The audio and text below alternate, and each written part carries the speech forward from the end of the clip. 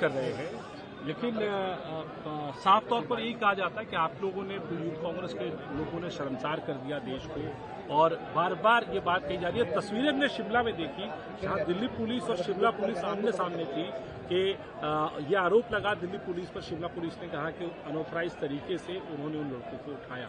Police custody में भी है यूथ कांग्रेस के लोग। देखिए, शर्मसार करने की जहां तक बात है, एआई समिट में जिस तरीके से गलगोटिया यूनिवर्सिटी ने चाइनीज प्रोडक्ट को अपना घोषित कर प्रदर्शित करने की कोशिश की, शर्मसार भारतवर्ष उससे हुआ।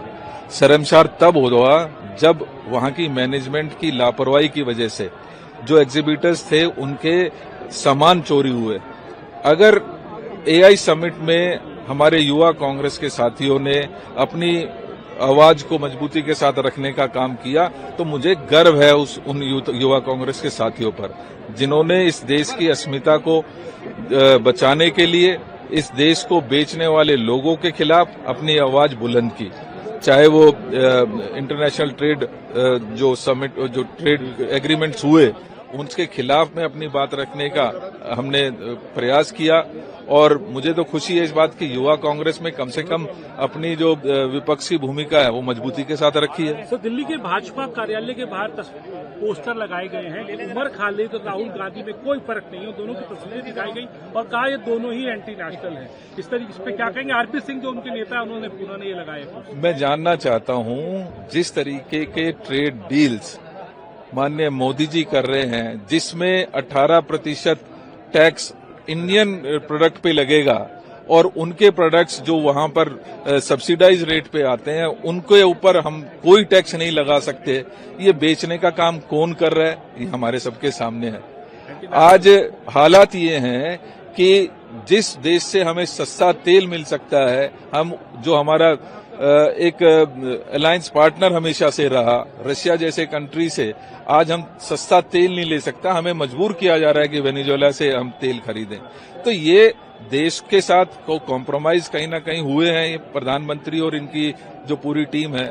मैं कहना चाहता हूं कि आज इनको एक्सपोज करने की जरूरत है। आप पीएम कॉम्प्रोमाइज कह रहे हैं, वहां पे संबित पात्रा ने प्रेस कॉन्फ्रेंस करके कहा कि नेहरू कॉम्प्रोमाइज थे, चाचा कॉम्प्रोमाइज, इस तरीके की बातें वो कह रहे हैं। शायद तभी ये नवरत्न कंपनियां हो गई। आज आईआईटी, आज आईआईएम, एम्स जैसे संस्थाएं अगर भारत में हैं, तो कहीं ना कहीं वो उसका सबसे बड़ा अगर योगदान है तो वो आदरणीय पंडित जी के लिए है। और आज उन्हीं संस्थाओं को बेचने का काम कौन कर रही है, ये लोगों के सामने है। सरकार है, ये प्रदर्शन से डरती है, किसानों का सम्मान बेचने से नहीं डरती, नौजवानों का भविष्य बेचने से नहीं डरती। एक राहुल गांधी जी सब पर भारी है। जिस तरह यह सरकार आताताई जुल्म अन्याय अत्याचार कर रही है, पटक रही है, लाठियों से पीट रही है, हमारे कार्यकर्ताओं को जेल भेज रही है, हम डरने वाले नहीं। हम राहुल गांधी के बब्बर शेर हैं, हम लड़ेंगे, मजबूती से इस सरकार के खिलाफ इनकलाब करेंगे। जेल जाने के लिए तैयार हैं, हम झुकने वाले लोग नहीं।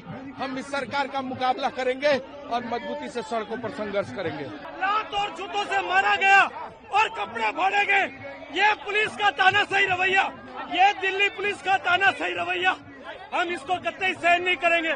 राहुल गांधी के सचिन पायलट के बब्बर शेर है, डरने वाले नहीं है। आपको लगता है कि प्रधानमंत्री वाकई भी कॉम्प्रोमाइज है? बिल्कुल डरपोक है, यूथ कांग्रेस के कार्यकर्ता उससे डरते हैं और हमने कोई गलत काम नहीं किया। शांतिपूर्वक प्रोटेस्ट कर रहे थे, उसके बावजूद कपड़े फाड़े गए, लातों से मारने की कोशिश की, मुझे नीचे गिराया गया। ये कहीं भी सहन नहीं करेंगे। दिल्ली पुलिस का ये खतरनाक रूप, ये जो रूप है, इसकी हम कड़े शब्दों में भर्त्सना करते हैं। आज यहाँ असेंबल होकर के प्रोटेस्ट कर रहे हैं और जो उदय भानु चिब और तमाम साथियों को गिरफ्तार किया गया है, किस बात के लिए?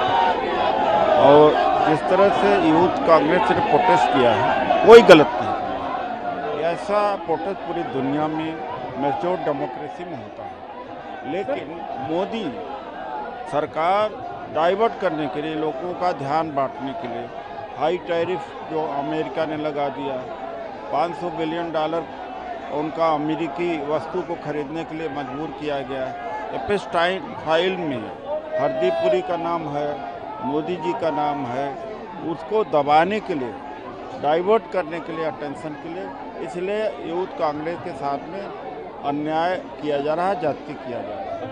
सर ये साफ तौर पर वो भी कह रहे हैं संबित पात्रा कि आप लोग कह रहे हैं पीएम मोदी कॉम्प्रोमाइज, वो कह रहे हैं चाचा कॉम्प्रोमाइज, ऑफिस ऑफ चाचा कॉम्प्रोमाइज था, पंडित नेहरू पे एक तरीके से हमला। नहीं, अगर कंप्रोमाइज न होते तो 85 बार से ज़्यादा ट्रंप ने बोला कि ट्रंप ने भारत पाकिस्तान का युद्ध रुकवाया। अगर कंप्रोमाइज न होते तो ट्रंप ने कहा कि मैं अगर चाहूँ तो मोदी का करियर बर्बाद कर दूँ।